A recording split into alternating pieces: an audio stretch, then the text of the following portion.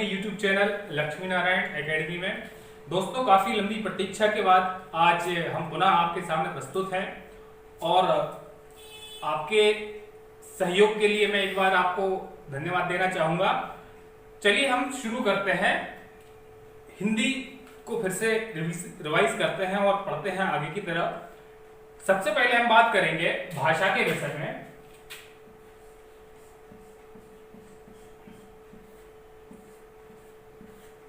दोस्तों, आप सभी जानते होंगे कि भाषा क्या होती है। जो प्रत्येक व्यक्ति जो बोलने में सक्षम होता है या जो नहीं होता, वो भी किसी न किसी प्रकार से अपनी बात को सामने वाले व्यक्ति को पहुंचाने की या समझाने की कोशिश अवश्य करता है। उसी को हम कहते हैं भाषा। भाषा की अगर स्वरूप की बात करें तो भाषा के स्वरूप हो सकते हैं 3। कौन कौन से हो सकते हैं सभी जानते हैं। पहला होगा मौखिक, सेकंड होगा लिखित, और थर्ड जो होगा हमारा वो होगा सांकेतिक। क्या होता है दोस्तों कि इन तीनों को जब हम सम्मिलित रूप से प्रयोग करते हैं तो हम अपनी बात को और भी अच्छे से समझा पाते हैं। उसके लिए मैं आपको एक वीडियो क्लिप दिखाना चाहूंगा, वो देखिए आप। देखिए, समझ के चार मत बन, ऐसे मुंडी हिलाओ और बोलो अच्छा है अच्छा है। मत बल सब ठीक ठाक है, वेरी गुड। आंख बड़ी करके बोलो अच्छा है तो मतलब साफ में है। तुम्हारी अम्मा का एक्सीडेंट हो गया, अच्छा साफ। फिर गुस्सा आता है तो आवाज लोड हो जाती है, अच्छा हमको सिखा दिया है, अच्छा। और जब सोचते हैं तो लंबा वाला अच्छा। अच्छा, शब्द के साथ साथ एक्सप्रेशन पर भी ध्यान देना पड़ता है, तब जाके बात समझ में आती है ससुरी। बहुत है।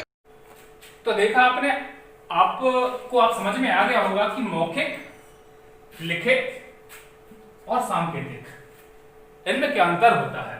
मौखिक भाषा वो होती है जिसमें मैं आपको समझा रहा हूं, जो आप सुन रहे हैं वो जो भाषा है वो मौखिक है। और लिखित भाषा जो आप देख रहे हैं वो हो गई लिखित भाषा। और सांकेतिक भाषा के लिए मैं एग्जांपल देना चाहूंगा कि आपने ट्रैफिक पुलिस को जरूर देखा होगा। उनके संकेत देखकर हम जो भी समझ जाते हैं, वो जो भाषा का प्रयोग करते हैं वो होती है हमारी सांकेतिक भाषा। अब इसके बाद हम बात करेंगे इस भाषा के भाषा परिवार के विषय में। भाषा परिवार की जब हम बात करते हैं तो हमारे दिमाग में ख्याल आता है कि यार हिंदी भाषा जो है वो किस भाषा परिवार की भाषा है। तो एक भाषा परिवार है जिसका नाम है भारोपीय भाषा परिवार। क्या नाम है? भारोपीय। ये भाषा परिवार है। इसके अंतर्गत कई सारी भाषाएं आती हैं, जिसमें हम बात करेंगे पहले तो यहां पर अपन भाषा परिवार लिख लेते हैं और यहां पर हम लिख लेते हैं उनका प्रतिशत, कि उनका बोलने का परसेंटेज क्या है। कई बार परीक्षाओं में ऐसे ही प्रश्न पूछे जा सकते हैं, इसलिए हमें इसका भी पता होना जरूरी है। अब हम बात करेंगे कि भाषा परिवार का प्रतिशत कितना रहेगा और क्षेत्र जो रहेगा, मतलब भाषा कौन कौन सी रहेंगी। सॉरी, यहां पर क्षेत्र लिखिएगा। यहां पर क्या होगा? क्षेत्र होगा कि किस तरफ के क्षेत्र में वो भाषा बोली जाती है। तो सबसे पहले हम बात करते हैं हमारे भारोपीय भाषा परिवार की। भारोपीय भाषा परिवार का जो परसेंटेज है वो सबसे ज्यादा है, जो कि 73% होगा। और ये जो है ये उत्तर भारत में बोली जाती है। उत्तर भारत में इसका सर्वाधिक प्रयोग होता है। दूसरा आता है हमारा द्रविड़। द्रविड़ भाषा परिवार की हम बात करें तो ये रहती है 25%, 25% बोलने वाले रहते हैं। और ये जो है वो दक्षिण भारत में सबसे अधिक बोली जाती है। तीसरा है हमारा ऑस्ट्रिक। ऑस्ट्रिक भाषा परिवार में जो परसेंटेज है वो है 1.73 यानी 1.3% लोग बोलते हैं।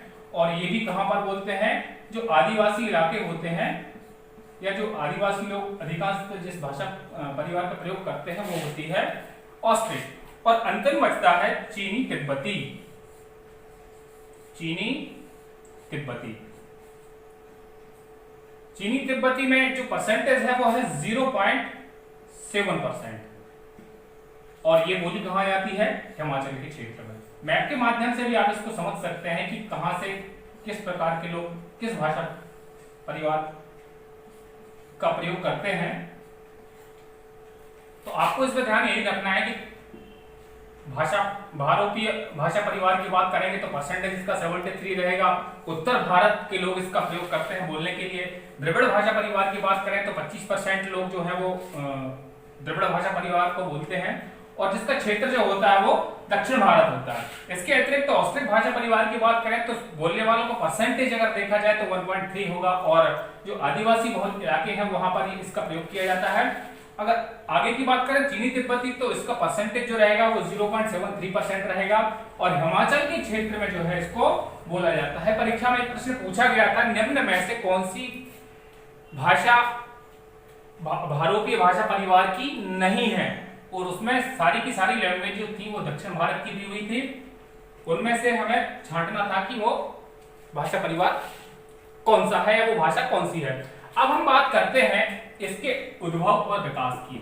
इसका विकास क्रम हम अगर देखें, हिंदी भाषा के अगर विकास की हम बात करेंगे तो इसको भी हम 3 प्रकार से डिवाइड करेंगे। हम बात कर रहे हैं इस समय किसकी, भारतीय आर्य और भाषा। भारतीय आर्य भाषा की हम बात करेंगे तो सबसे पहला पॉइंट जो आएगा वो आएगा प्राचीन भारतीय आर्य भाषा। दूसरा जो हमारा रहेगा वो रहेगा मध्यकालीन भारतीय आर्य भाषा।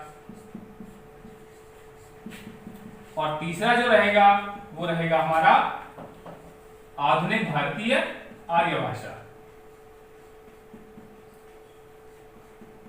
आधुनिक भारतीय आर्य भाषा।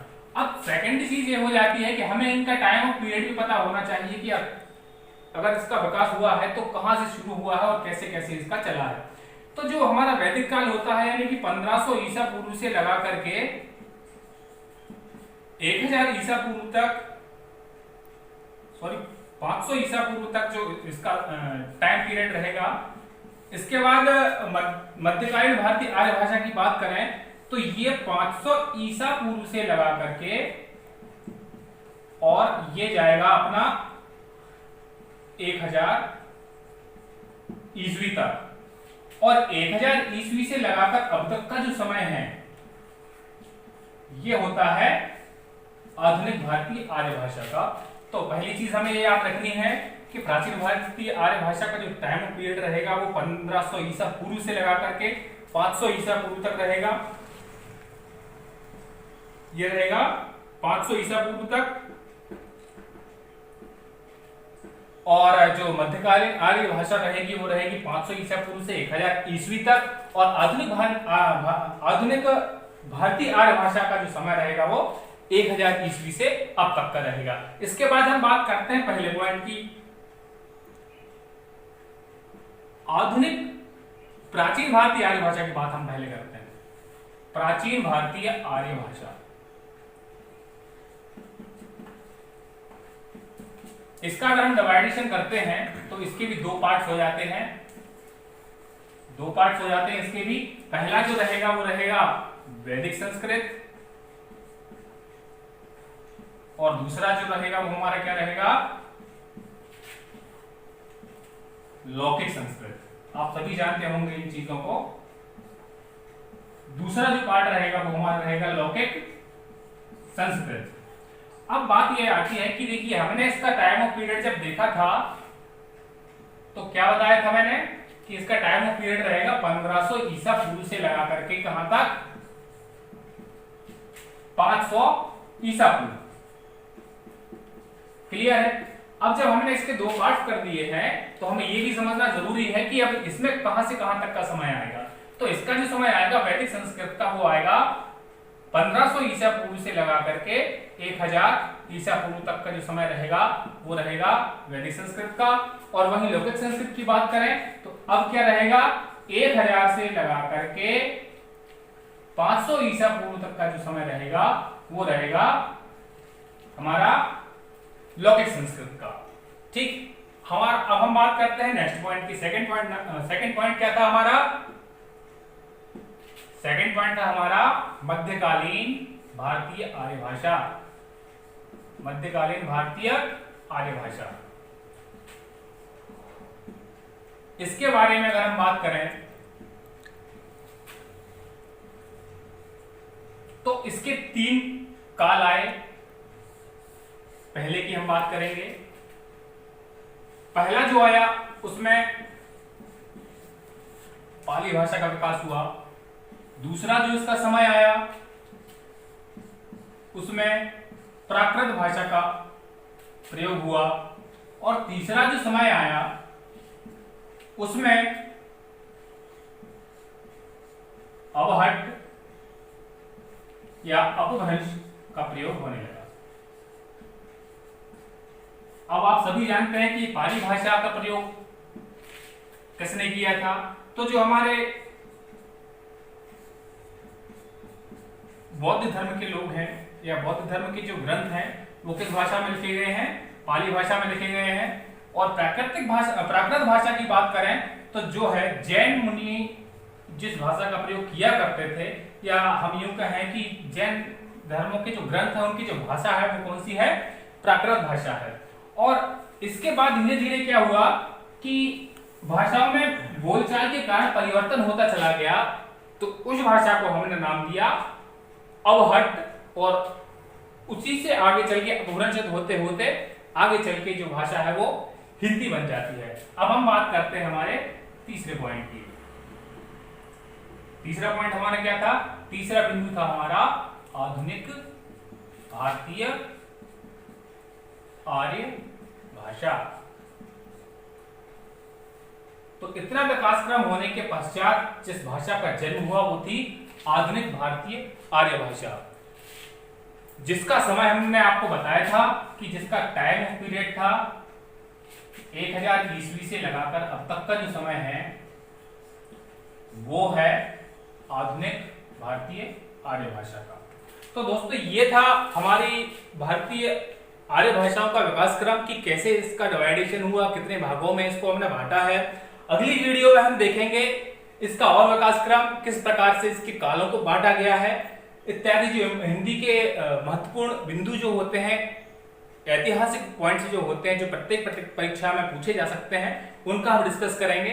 तो चलिए दोस्तों, हमें कमेंट के माध्यम से बताइएगा कि आपको हमारा प्रयास कैसा लगा। धन्यवाद।